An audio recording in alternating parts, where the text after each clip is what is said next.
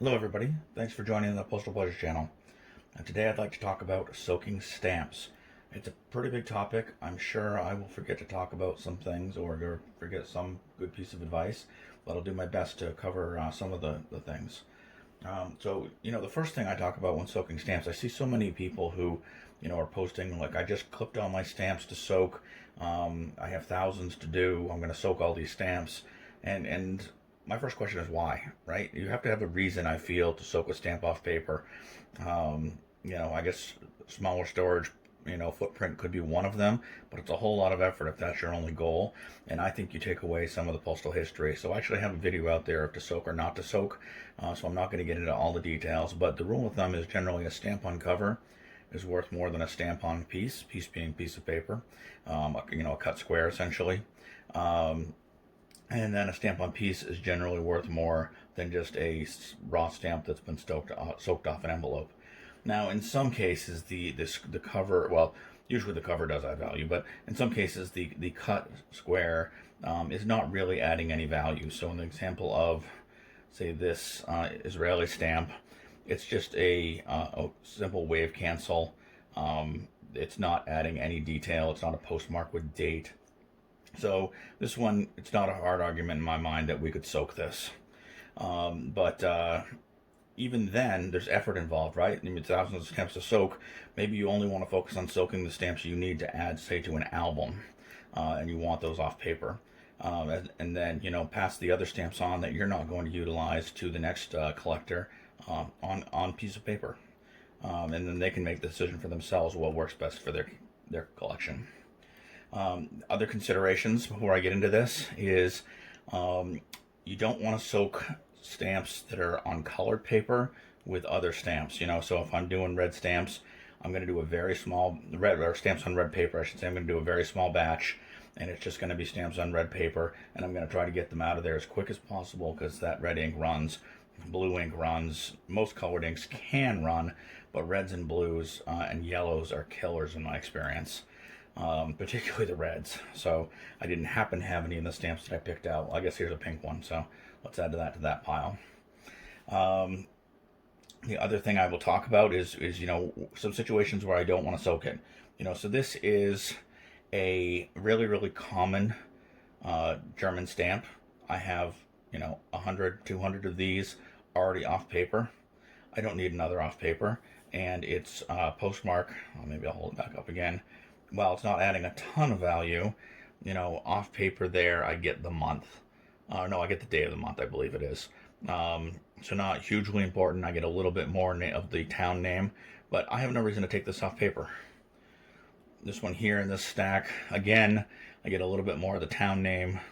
I get the time of day, I believe, and it adds a little more interest. So we'll keep that one on paper. Again, another German example is here we have a slogan cancel that is a little bit interrupted by the tear, but it's mostly complete. There's two stamps together, and then the postmark on the one of the stamps then applies next to the next stamp, right? And so the two stamps together itself is interesting in combination. We can see based on that date whether that's a valid combination. German stamps and German stamp collectors are very interested in the little details. So soaking these apart, you would lose some of the postal history here. Other things like, so here is a Mexican stamp where we would lose the country or the city completely if we were to soak it off.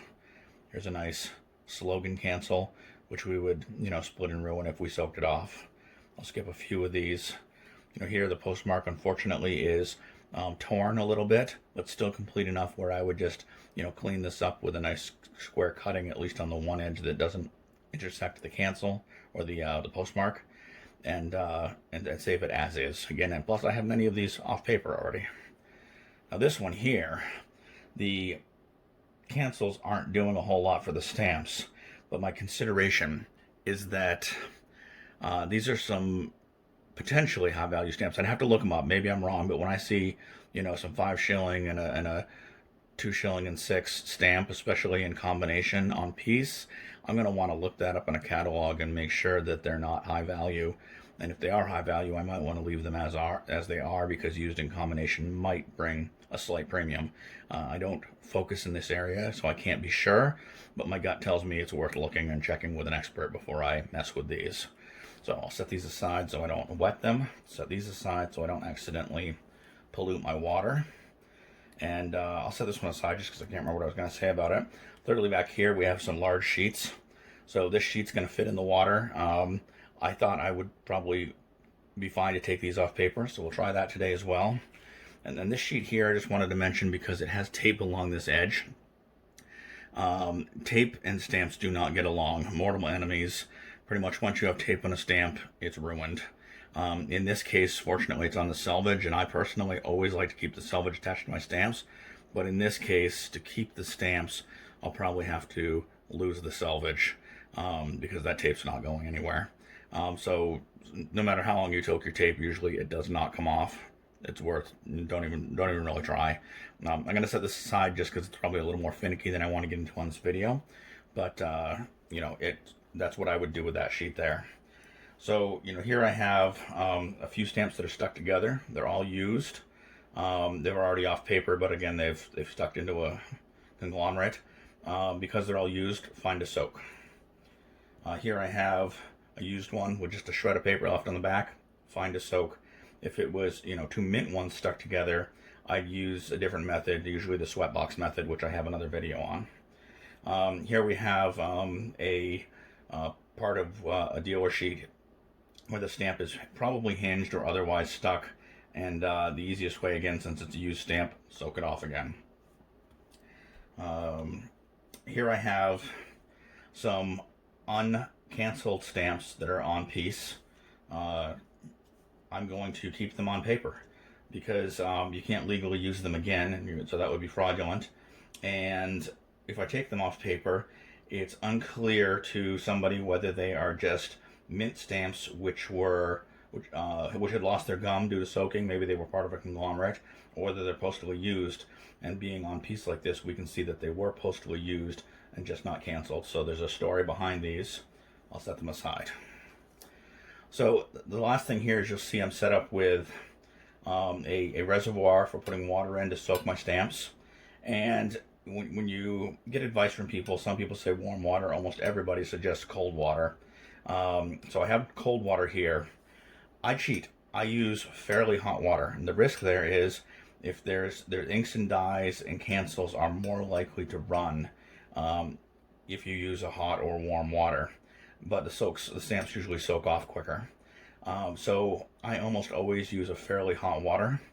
And I just try to, you know, work quickly, and I rarely have a problem with inks running. And if I saw a stamp where I suspected the ink might run, I wouldn't do it. So we'll do a bit of a test when we do this. So I'll fill a kettle and I'll turn off the camera for a moment.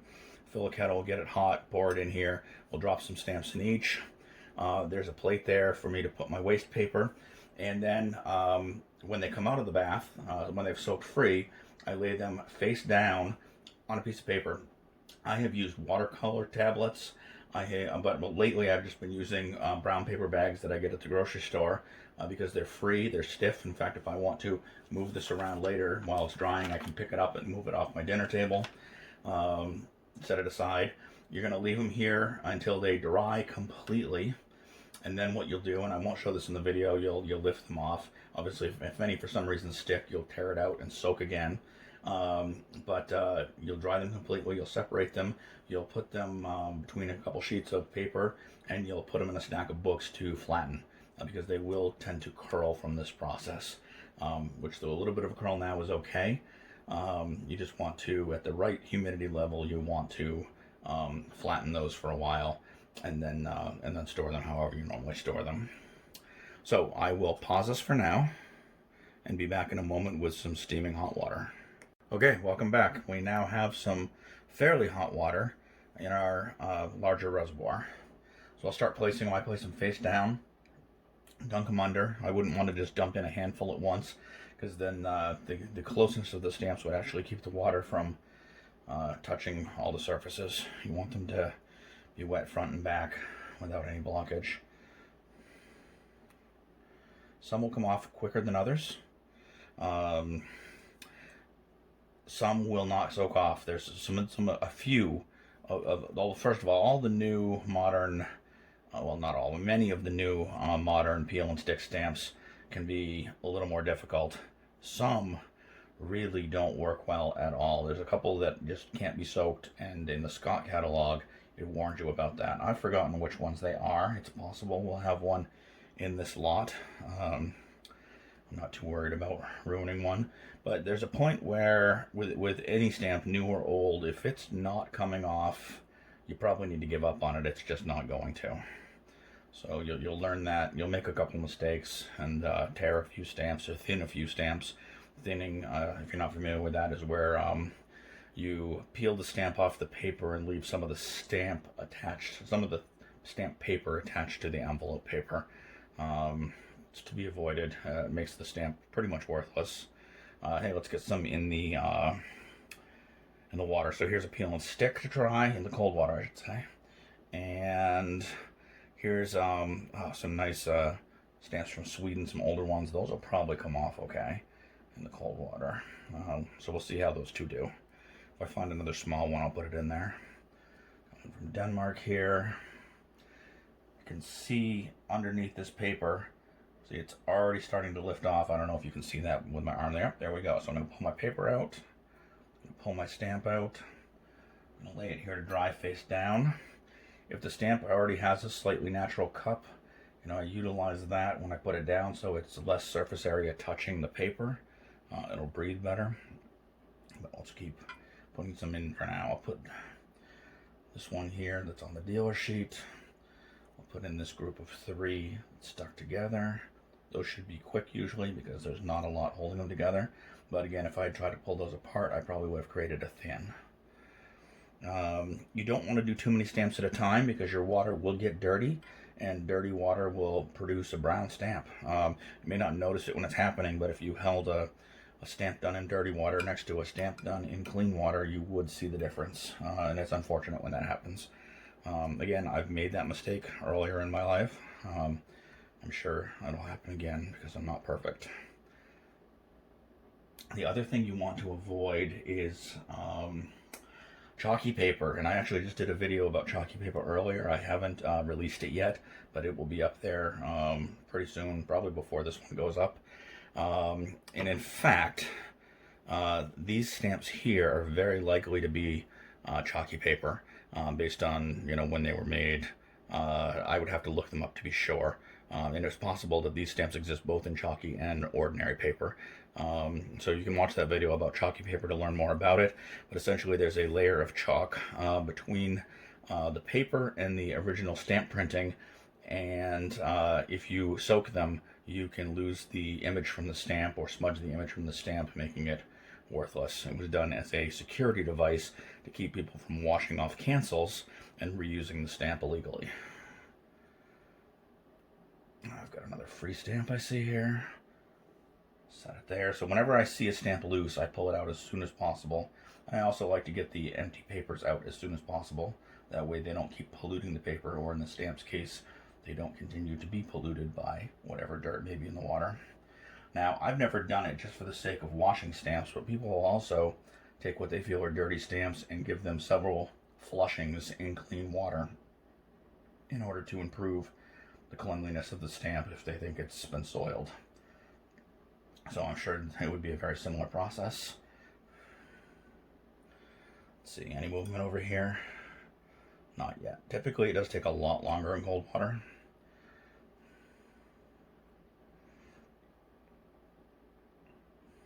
This is the one with just a shred on it.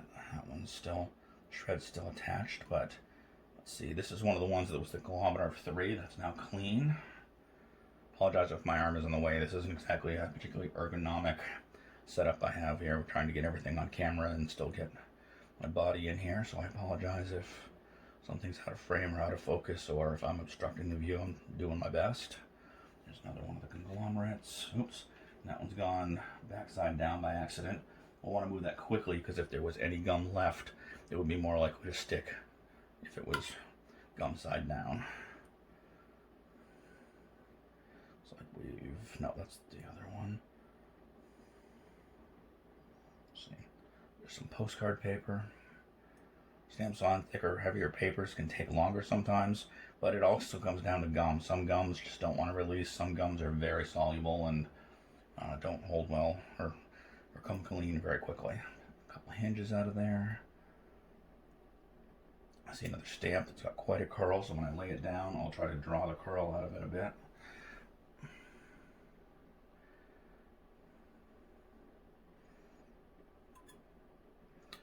Let's see. Just for the sake of this, I'll probably stop adding stamps. I know I promised I would do this giant stamp, so let's get that one in there. This giant set of stamps. Of course, I've got a dog hair in there now. It's a problem with having dogs everywhere. There we go. So I've got another free one somewhere. Right there. Nice Canada. Upside down.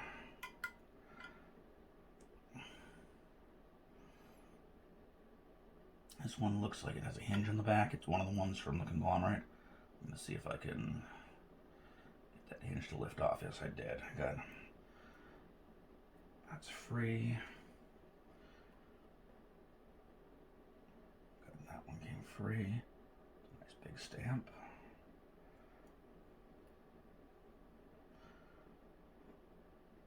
So yeah, so change your water often. You know, maybe 50 stamps to a batch if they're nice and clean.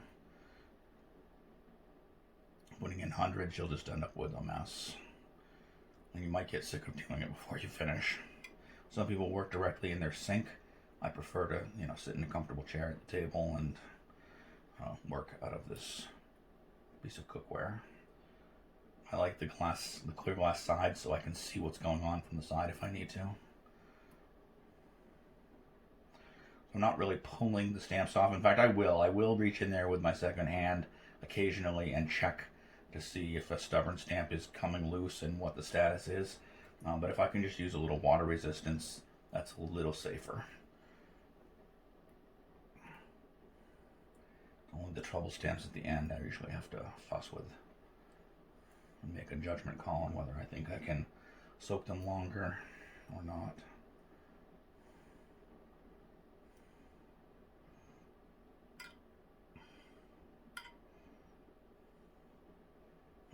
Taking a while. This one I don't normally lift the stamp, but it's presenting itself that way. And I see the edge. Yeah, no problem. Paper out.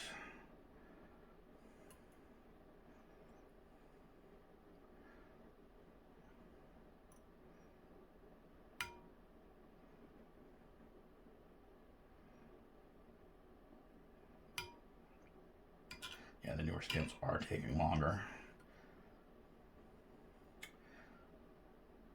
You do have a risk. Sometimes a stamp will sort of come apart, dissolve before it comes loose from its backing with particular gums.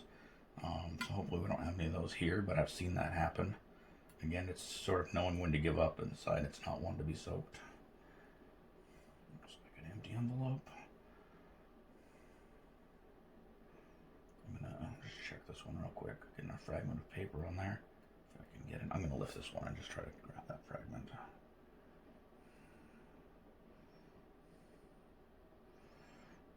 There.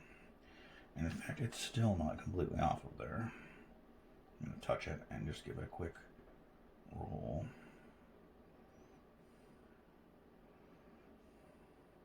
There. Got it. I really only rushed that because of this video. It's a boring process and I'm trying not to bore you, the audience, but there's probably not much I can do about that. I'll be surprised if anybody makes it to the end of this video. Probably gave you enough detail before we started soaking that you'd be successful.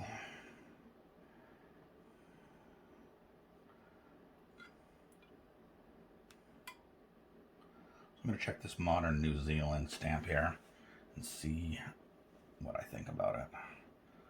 See if I can get a corner. No, it wants to roll its corners under, which is a bad sign. Yeah, that's definitely either has to soak more or we have to give up on it, because if I were to try to peel that, we would have a thin.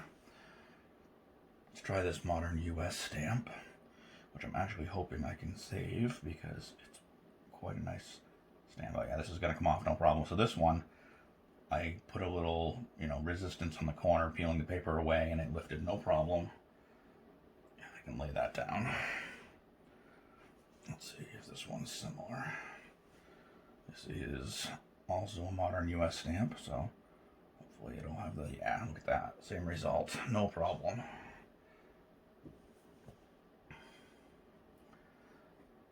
So this looks like another modern US stamp.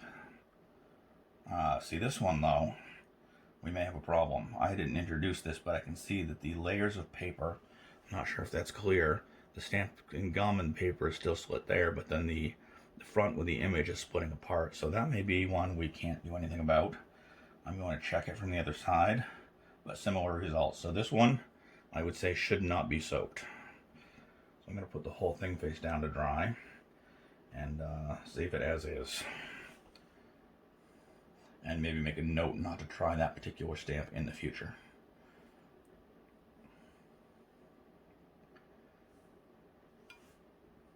This one looks like it's just about ready.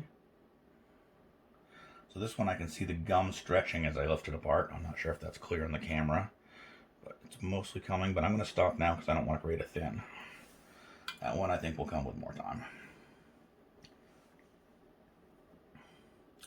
Here's the USA Forever, and actually I put this one in thinking it might be one of these that will not come off of paper.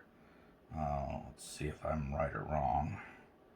It's very, very thin self-adhesive stamp, and I think I will give up on it before I cause a problem. At this point I've done no damage to it. We'll set it down. These, on the other hand, these Canadian stamps, these are nice, colorful. I'm not sure what the topic is. Seem to be coming clear. I just want to keep them together, so I'm going to go and reach for the second one, so I'm not pulling the perforations, and I'm really not using much more than the weight of the paper to release that. There we go, and I'll lay them down together. Let's see, why is this big Grenada one taking so long? Is it Grenada? No, Uganda, sorry. Yeah, it's going to come just fine. Again, I don't want to use much more pressure than the weight of the paper, so I'm going to pause here because I feel it starting to resist. Let the water do its work. This one's got a great center cancel here. It's a common, older Netherlands stamp. It's on a piece of postcard. I'm going to give it more time.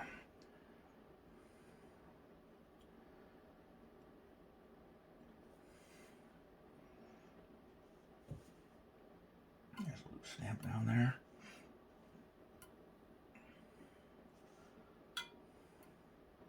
Okay, I think that's off the big sheet. So the big sheet might be ready to go. Another one from, oh, I'm losing it. Another one from the big sheet. And another one.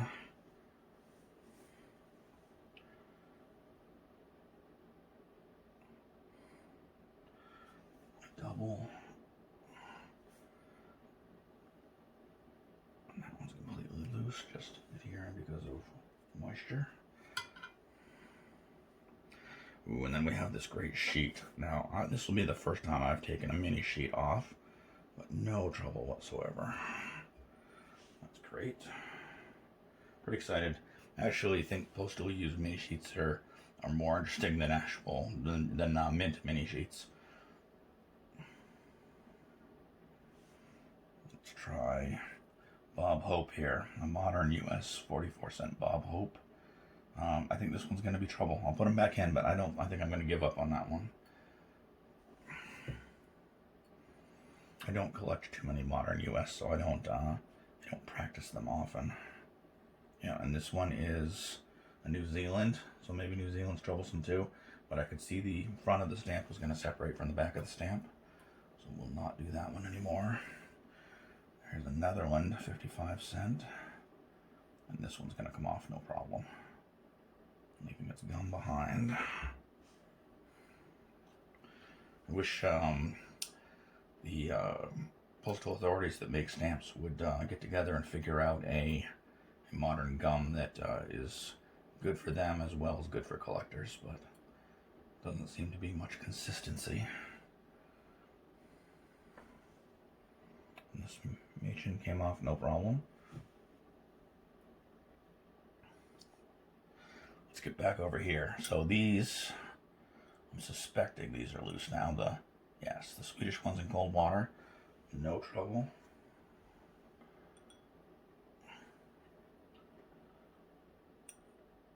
And modern one, let's pull it a little closer. So this is Luxembourg 2000, and it is working well in cold water as well. So not too long.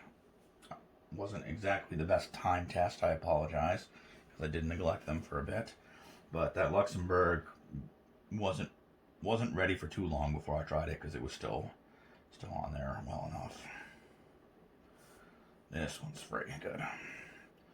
And what do we have? Italian stamp. So I'm going to turn these face up just so we have a frame of reference of what we're looking at here. Of course, hide under the big one, why don't you? So these are the ones we're still fighting with, and we have to decide whether we fish or cut bait. If that analogy makes sense to everybody. This one should have no trouble coming off. I know I've tried it once already. This with time will come. And it's time maybe now. Yeah, no problem. I did a little convincing, but no damage to the stamp. How about this one? Just using water resistance. That's still a slow mover. This one seems to be ready. Great. Another success. Get that big distracting piece of paper out there. You can see already, I mean, maybe you can see, I can clearly see how cloudy the water is just with that number of stamps. So certainly good, we're not polluting more. So just for the sake of wrapping the video up, I'm going to give each one of these one last peek. And we already learned from a previous New Zealand of this era that they're troublesome, so I'm not going to keep trying. New Zealand will stay on paper for now. Here's another New Zealand, so I'm not even going to try that one again. It's been there long enough. And I just tried this a minute ago and it wasn't going, so we'll pull it out, leave it as is. And the final stamp, it was showing some progress. It's gonna come, yeah. This one's, the glue is fighting me a hair, but most of it's coming off. A little more time, I'll end the video, but that one's gonna come off just fine. It just needs a little more time to release the last little bit of glue. So, I appreciate everybody who made it to the end. If any of you actually did, thanks for watching, and if you enjoy these videos, please subscribe so you'll be alerted as soon as I post new ones. Thanks again.